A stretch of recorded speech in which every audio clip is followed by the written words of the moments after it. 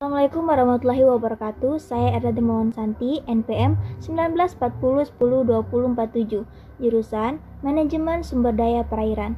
Di sini saya akan memaparkan beberapa materi tentang biogeokimia.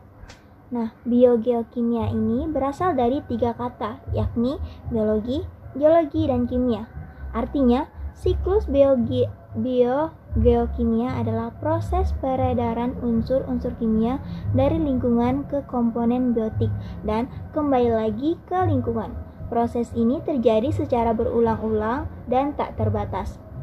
Secara umum, terdapat 4 jenis siklus biogeokimia, yakni yang pertama, siklus air. Siklus hidrologi merupakan siklus atau sirkulasi air yang berasal dari bumi, kemudian menuju ke atmosfer dan kembali lagi ke bumi, yang berlangsung secara terus-menerus.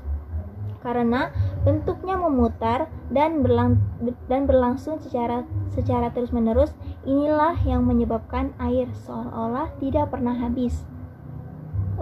Terus yang kedua, siklus karbon oksigen. Nah, siklus karbon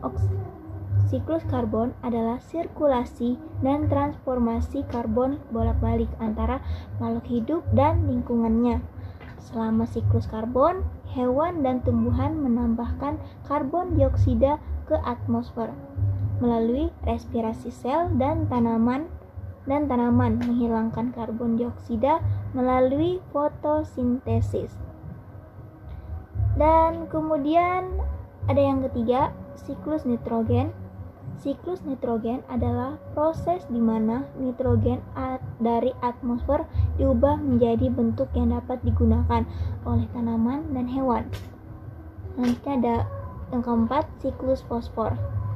Siklus fosfor dapat didefinisikan sebagai siklus biogeokimia yang memberikan gambaran tentang pergerakan fosfor dengan bidang ekosistem melalui litosfer dan hidrosfer, termasuk juga biosfer. Selanjutnya, materi daur biogeokimia. Daur biogeokimia merupakan daur ulang kimia dan zat kimia lain yang melibatkan makhluk hidup. Bio berarti organisme atau makhluk hidup dan geo merupakan batu, udara, maupun air.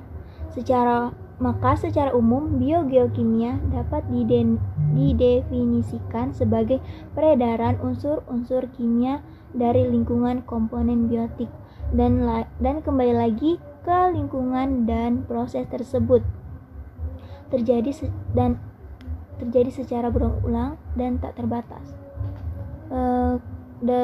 Kemudian ada 5 jenis daur ulang biogeokimia, antara lain daur air, daur fosfor, daur sulfur, daur nitrogen, dan daur karbon. Yang pertama ada daur air atau daur hidrologi. Daur air atau daur hidrologi merupakan pergerakan air dari bumi menuju atmosfer dan kembali lagi ke bumi yang terjadi secara terus-menerus membentuk sirkulasi.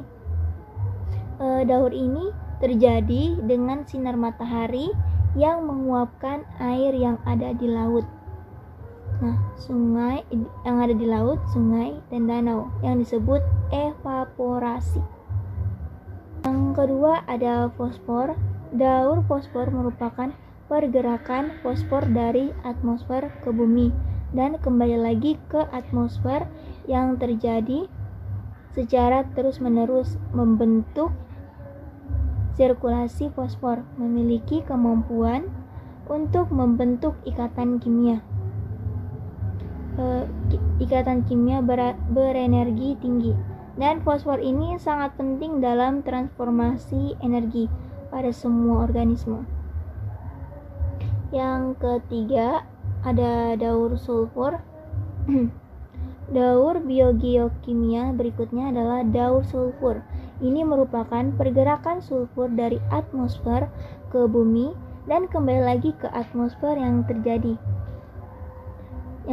secara terus-menerus membentuk sirkulasi dalam tubuh organisme.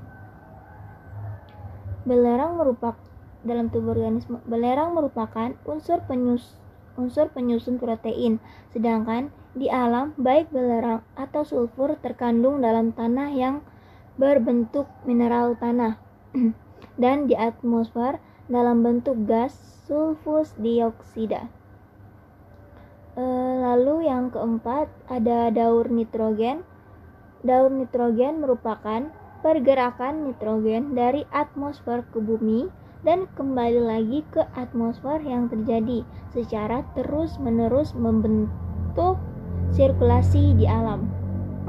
Sirkulasi di alam, nitrogen terdapat dalam bentuk senyawa organik seperti urea, protein, dan asam nukleat, atau sebagai senyawa anorganik seperti amonia, nitrit, dan nitrat.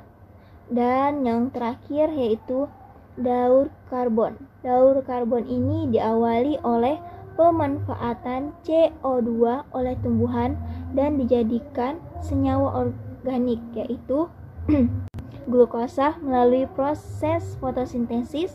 Selanjutnya glukosa disusun menjadi amilum dan diubah menjadi senyawa gula yang lain, lemak, protein, dan vitamin. Pada proses pernapasan tumbuhan dan hewan dihasilkan kembali CO2. Mungkin itu saja yang materi yang saya bisa sampaikan. Kurang dan lebihnya mohon maaf. Assalamualaikum warahmatullahi wabarakatuh.